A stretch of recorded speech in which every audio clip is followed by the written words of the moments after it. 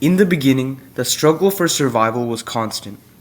Early humans faced relentless challenges from predators, environmental dangers, and an invisible enemy, which was illness.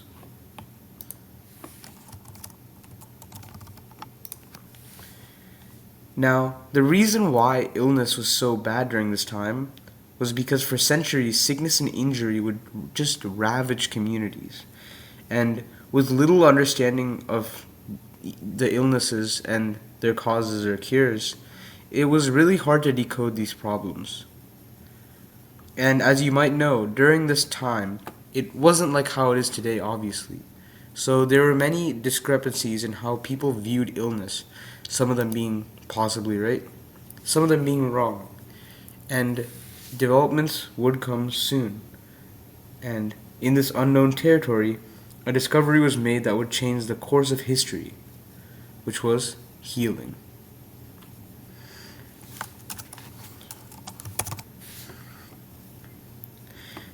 Now, we can obviously see the correlation that healing changing the course of history will significantly impact illness, right?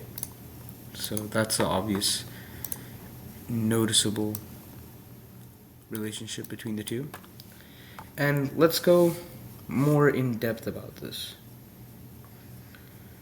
So, evidence of early medicinal practices dates back at least 60,000 years. So, that's a lot. It's really, really that back in the past. And in prehistoric times, survival depended on not only hunting and foraging for food, but also on a growing understanding of the natural world. Humans began to observe the environment, recognizing certain plants, minerals, and animal products that could alleviate pain, treat wounds, or manage illnesses. So basically, during this time, it was a very early period of when humans started actual civilization. And basically, humans were now only starting to absorb the vast environment that they were, given. And this led to developments, like listed. So let's list some of these. So many of these products were 1. Alleviating pain and sought to alleviate pain.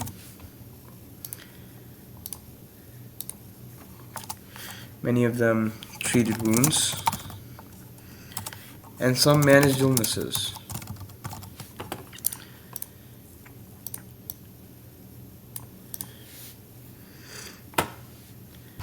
Now, just based on these three, characteristics of treatment, alleviating pain and treating wounds and managing illnesses would all play a great role in what would benefit the majority of the people during this time period, because many conflicts aligned with treating wounds, alleviating pain, and also managed illnesses came with the spread of migration to other countries and people carrying things that they didn't even know they were carrying, and many people did not know, which in turn would cause a lot of bad things to occur. More key evidence is discovered at the burial sites of ancient hominins, such as the Neanderthals. Archaeologists have uncovered here compelling evidence of plant-based remedies. So we can see that some of the products created that did align to these certain things were plant-based remedies. So we can note that here.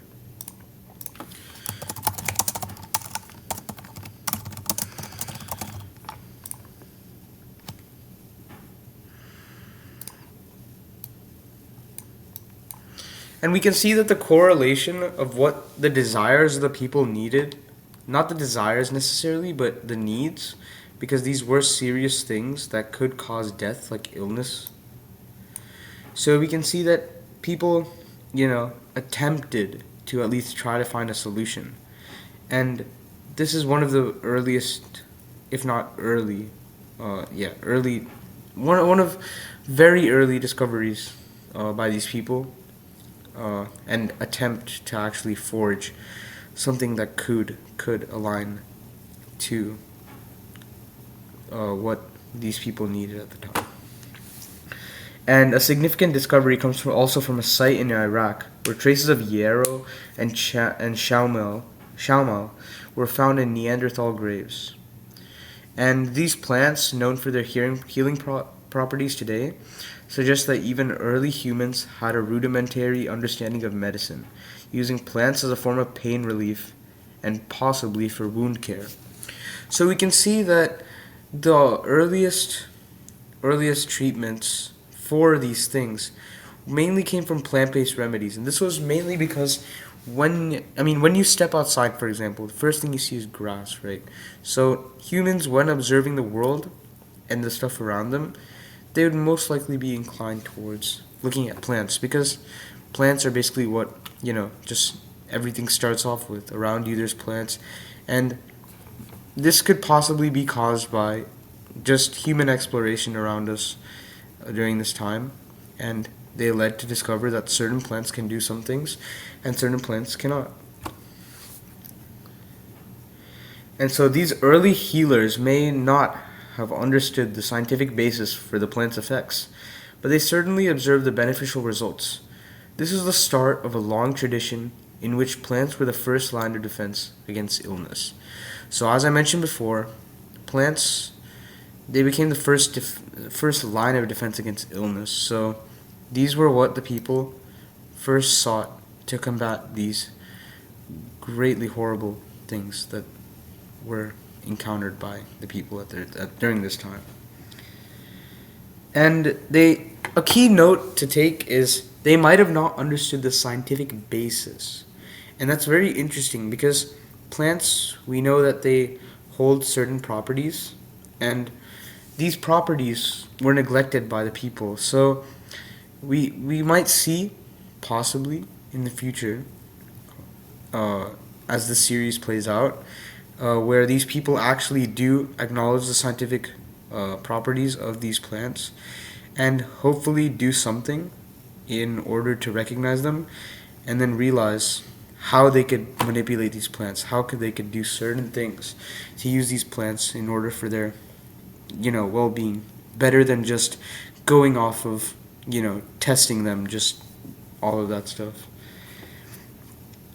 So we can see that the scientific theory wasn't really applied for these, but rather it was mainly based on personal experience, experiencing the effects of these plants within and expecting what would the result be based on testing them out. So let's go into herbal remedies and their precision. So herbal remedies were among the first and most widely used forms of healing. Early humans learned not only to identify plants, but also to prepare them in ways that maximized their medicinal properties.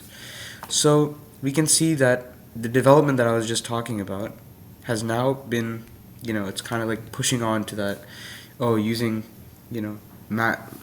identifying the plant's properties and all of that stuff, using the scientific properties, and we can see how the medicine over time is advancing based on just humans using their curiosity, possibly, and also reasoning in order to maximize the medicinal properties and the effects of these plants towards these horrible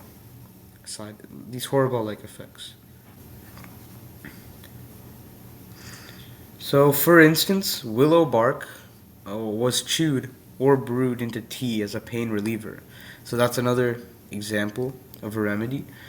And due to its active compound, and I can never pronounce this right, but salicin, which is chemically similar to modern aspirin.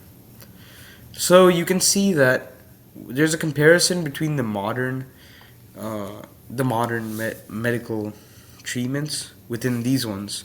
So we can see that the plant-based remedies and all of these ancient remedies throughout time founded a basis upon what would be known as the modern medicine in all. So it's kind of crazy to see how plant-based remedies like these turned into, just a whole variety of modern medicine that's currently used today. to help people and prevents people from dying and all of that. And this discovery of the willow bark was revolutionary. So that's important to take a note. So willow bark's revolutionary, and it set the stage for the future development of pharmacology. You might be wondering, what exactly is pharmacology? I've just thrown out the word, but you probably don't even know what it means. Well, pharmacology is essentially just the scientific study of the effects of drugs and chemicals on living organisms.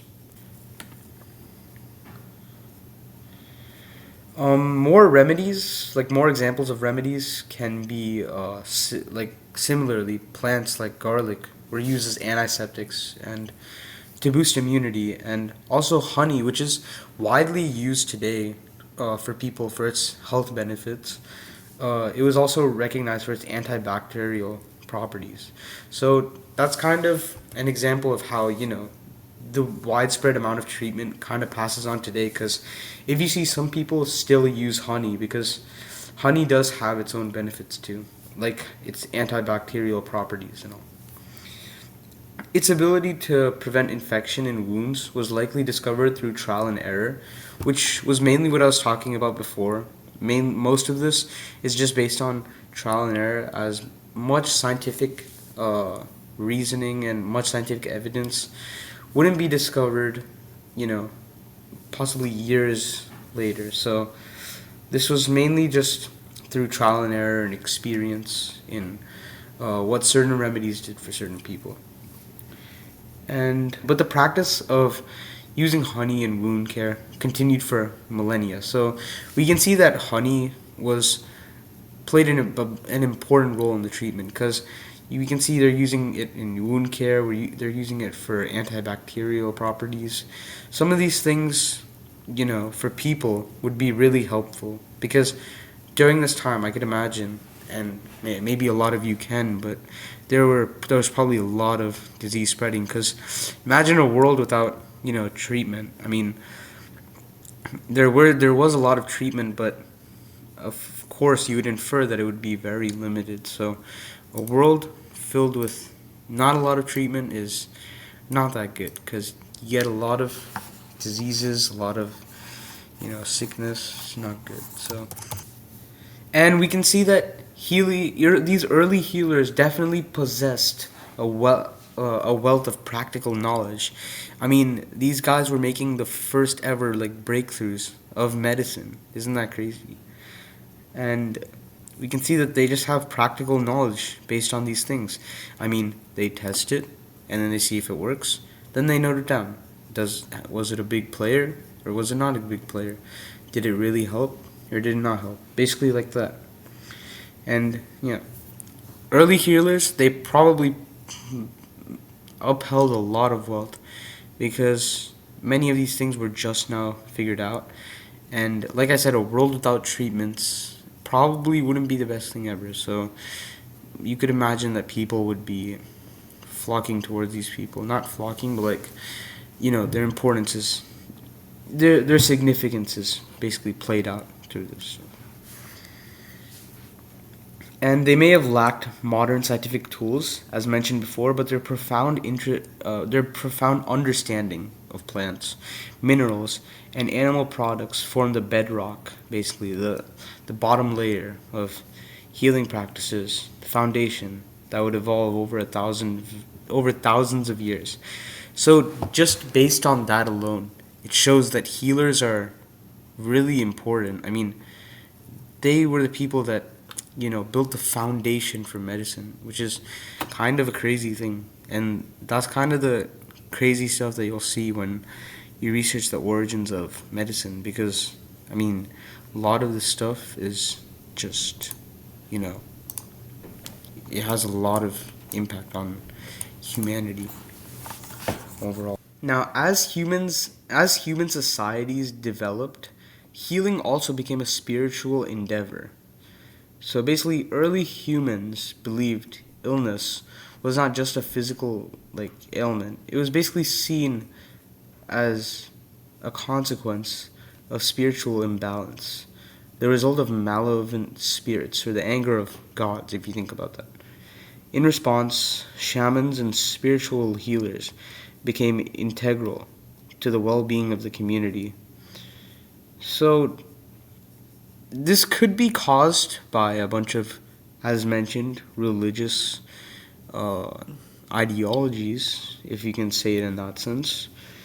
But we can see that mainly today, many of these beliefs of spiritual imbalance on medicine aren't really true. And this is obvious because nobody's checking for spirits nowadays in the hospital, you know.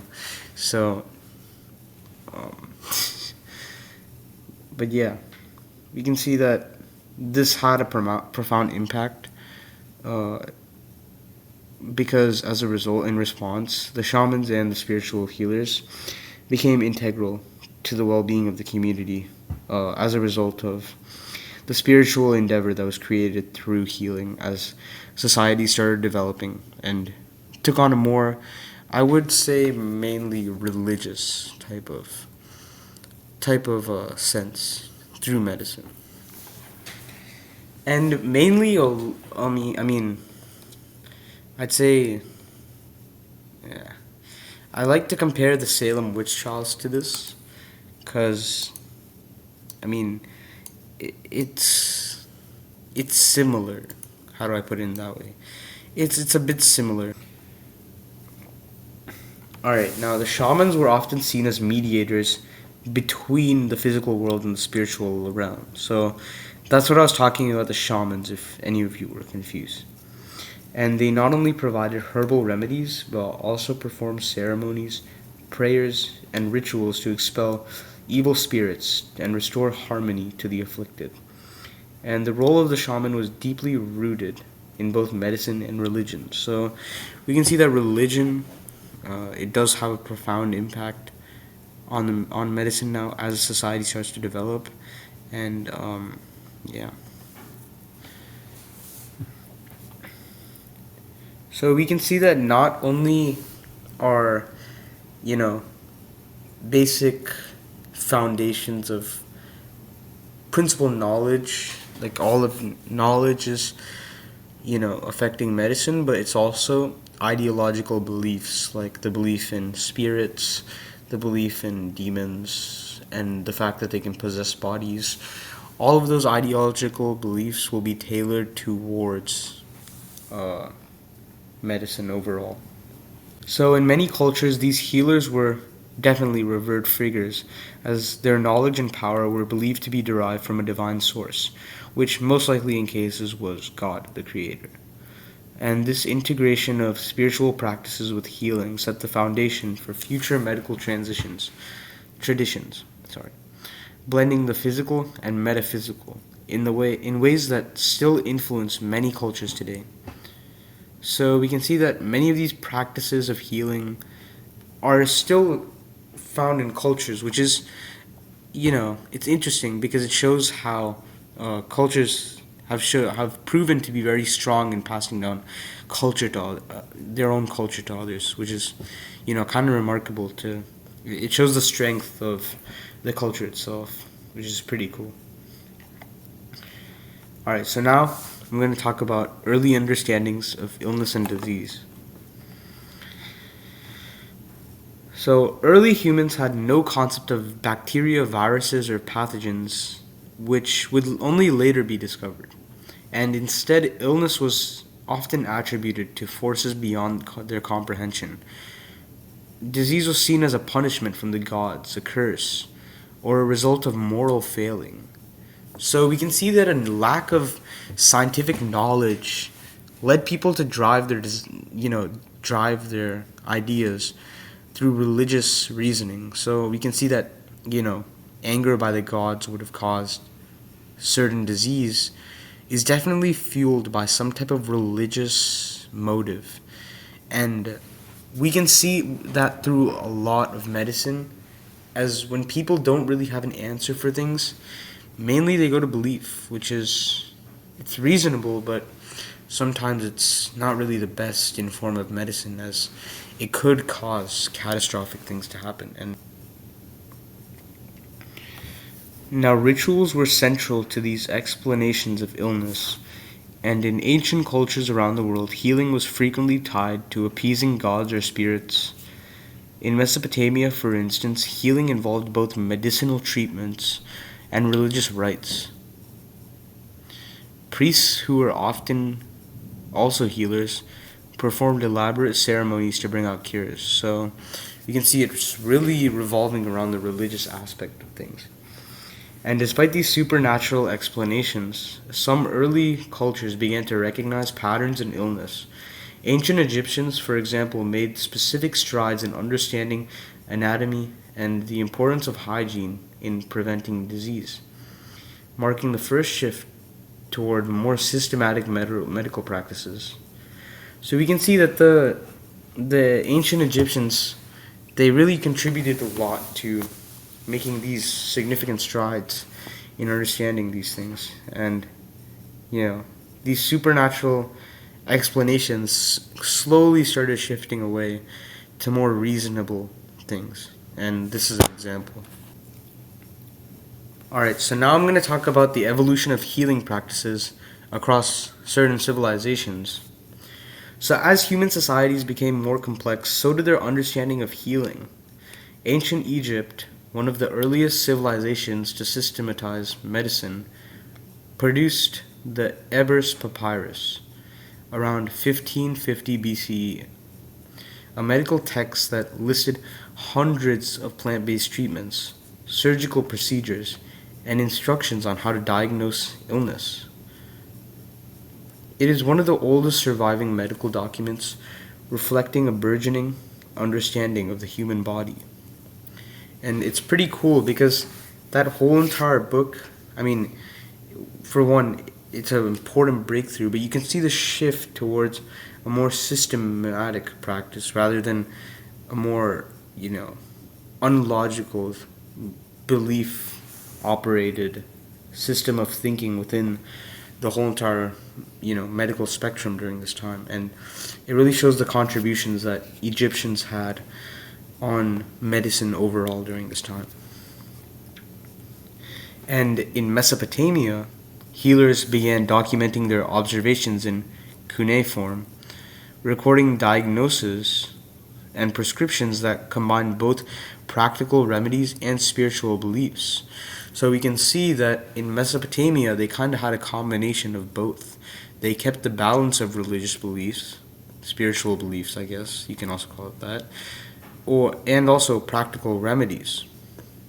Similarly, in ancient China, the foundations of traditional Chinese medicine were being laid with the discovery of acupuncture, which is still seen today as people use it too for their own, personal, well-being. Acupuncture, herbalism, and the importance of balancing energies within the body.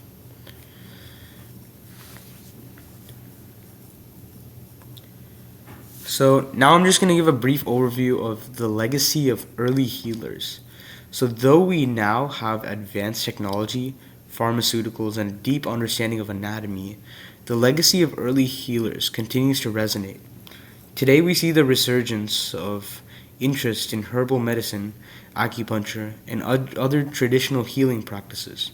Many of the plants used by ancient healers are still the basis of modern treatments.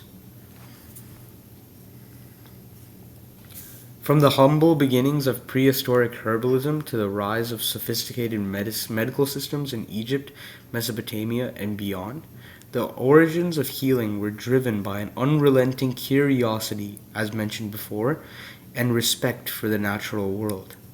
It is a journey that has shaped human civilization from the stone tools of our ancestors to the cutting-edge technologies we rely on today. The journey of healing began with humble beginnings, intuitive observations, a deep connection to nature, and a reverence for the unknown. Today, as we continue to advance in medical knowledge, we owe a debt to the ancient healers, shamans, and herbalists who laid the foundation of our understanding for our understanding of health and wellness. And it really shows the importance of these people because, I mean, if you think about it, they changed the utter course of, you know, medicine throughout history. And, we really owe a lot to them because without medicine, the world would not be a good place. So, thank you, all of these people. Thank you. Alright, well, that's the end of the video. Stay tuned for our upcoming episodes, which will be posted later on. And I hope you enjoyed this video, and see ya later.